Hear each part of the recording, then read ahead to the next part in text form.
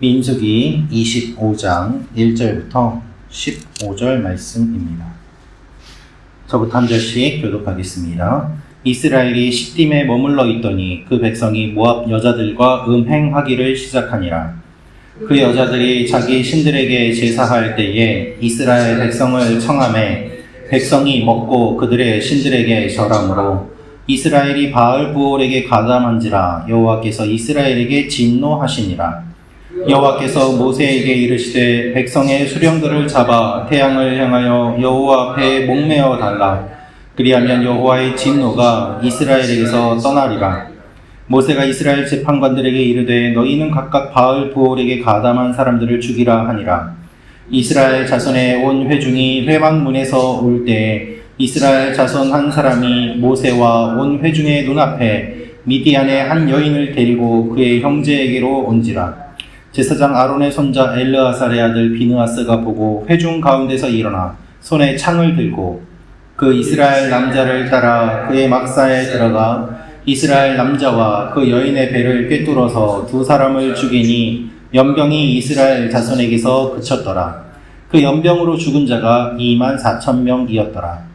여호와께서 모세에게 말씀하여 이르시되 제사장 아론의 손자 엘르아살의 아들 비느하스가 내 질투심으로 질투하여 이스라엘 자손 중에서 내 노를 돌이켜서 내 질투심으로 그들을 소멸하지 않게 하였도다. 그러므로 말하라. 내가 그에게 내 평화의 언약을 주리니 그와 그의 후손에게 영원한 제사장 직분의 언약이라. 그가 그의 하나님을 위하여 질투하여 이스라엘 자손을 속죄하였음이니라.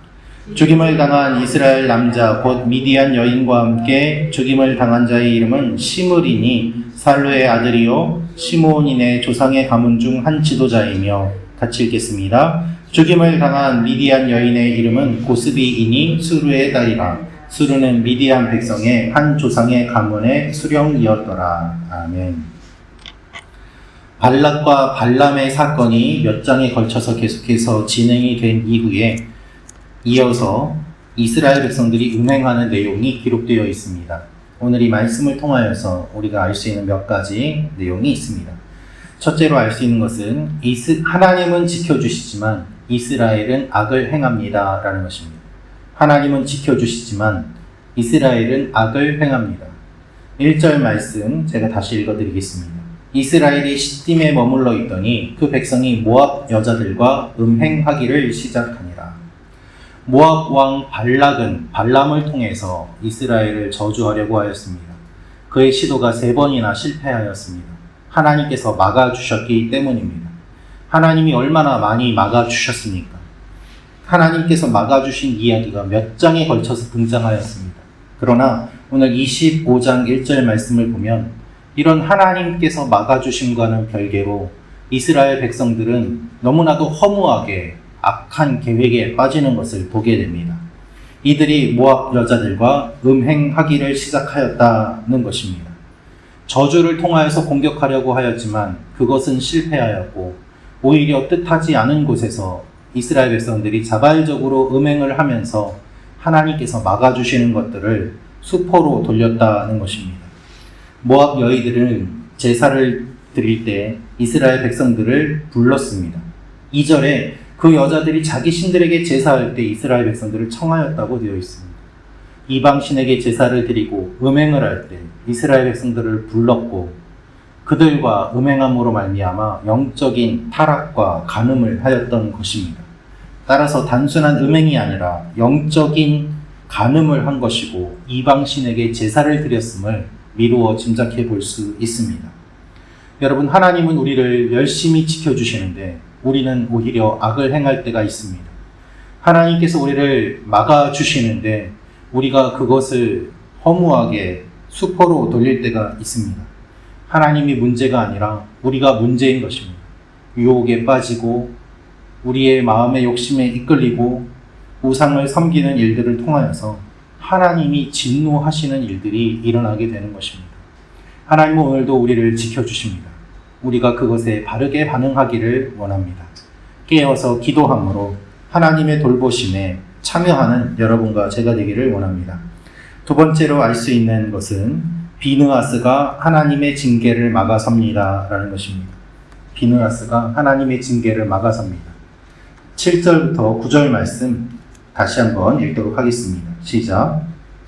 제사장 자손의 손자 엘르아살의 아들 비느하스가 보고 회중 가운데에서 일어나 손에 창을 들고 그 이스라엘 남자를 따라 그의 막사에 들어가 이스라엘 남자와 그 여인의 배를 꿰뚫어서 두 사람을 죽이니 연병이 이스라엘 자손에게서 그쳤더라. 그 연병으로 죽은 자가 24,000명이었더라. 가늠한 결과 하나님의 징계를 받게 되고 24,000명이라는 사람이 죽게 되었습니다. 하나님께서는 이스라엘 지도자들을 목매달아 죽이라고 말씀하십니다. 그런데 이렇게 심각한 상황 속에서도 이스라엘 자손 중 한 사람이 모세와 회중의 눈앞에 미디안 여인을 데리고 오고 막사로 데려가서 성적인 관계를 맺게 됩니다. 너무나도 당당하게 이 일을 저지르는 가운데 비느하스가 일어나서 따라가게 되고 이 사람들을 창으로 꿰뚫어 죽였더라라고 되어 있습니다. 상황을 미루어 짐작해보면 두 사람이 성적인 관계를 맺고 있을 때 창으로 동시에 죽였음을 우리가 생각해 볼 수 있습니다.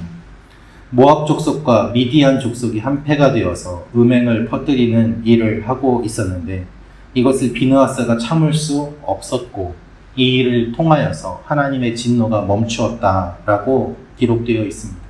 그렇지 않았다면 더 많은 사람들이 죽었을 것입니다.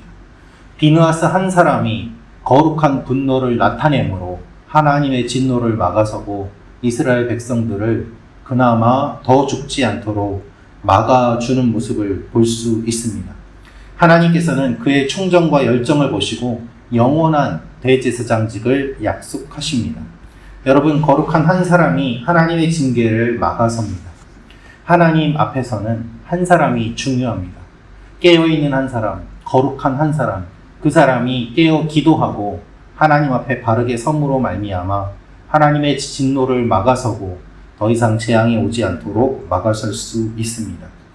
예수님 한 분 때문에 우리가 살아난 것처럼 우리 한 사람이 깨어서 기도함으로 우리 가정이 살아나고 우리 교회가 살아나고 공동체가 살아납니다. 이 새벽에 깨어서 주님 전에 나오신 여러분 한 분 한 분이 하나님께서 쓰시는 사람, 비느하스와 같은 사람이 되시기를 주님의 이름으로 축원합니다. 마지막으로 알 수 있는 것은 지도자가 중요합니다 라는 것입니다. 지도자가 중요합니다. 14절, 15절 말씀 다시 읽도록 하겠습니다. 시작. 죽임을 당한 이스라엘 남자 곧 미디안 여인과 함께 죽임을 당한 자의 이름은 시므리니 살루의 아들이요 시므온인의 조상의 가문 중 한 지도자이며 죽임을 당한 미디안 여인의 이름은 고스비이니 수르의 딸이라. 수르는 미디안 백성의 한 조상의 가문의 수령이었더라. 아멘. 역겨운 범죄 행위를 저지른 두 사람이 어떠한 사람인지 성경은 분명하게 기록하고 있습니다.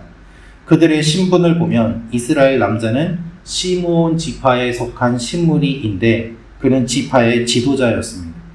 미디안 여인의 이름은 고스비로 이 여인의 아버지는 두령, 즉 리더였다고 이야기를 하고 있습니다. 두 사람은 지도자 가문의 사람이고 권세 있는 가문의 자제들이었습니다. 그런데 이들이 영적인 범죄를 일으키도록 하였다는 것입니다. 왜 성경이 이들의 직분과 가문을 이렇게 기록하고 있을까요? 그 책임을 영원히 남기기 위해서입니다. 내가 지도자인데 누가 나를 뭐라고 하겠는가? 이런 생각으로 당당하게 사람들 앞에서 음행을 저질렀던 이 두 사람이지만 하나님께서는 진노를 쏟으셨고 이들이 어떠한 일들을 저질렀는지 분명히 성경에 남기셨습니다. 그래서 지도자들에게 경각심을 갖게 하십니다. 여러분, 지도자를 위해서 기도해야 합니다. 지도자는 오히려 더욱더 겸손해야 합니다. 음행을 저지르지 않도록, 우상을 저지르지 않도록 깨어 있어야만 합니다. 악이 아니라 하나님을 섬기도록 백성들을 이끌어야 합니다. 그러한 지도자가 어느 곳에든지 필요합니다. 우리 가정에서는, 교회에서는, 나라에서는 어떠한 지도자가 어떠한 모습으로 있는지 기억하고 하나님께서 원하시는 지도자들을 세우시도록, 또 지도자들이 깨어서 하나님이 원하시는 일들을 하도록 기도하는 여러분과 제가 되기를 원합니다. 이 아침에 같이 기도하며 나아가는 여러분과 제가 되기를 원합니다. 기도하겠습니다.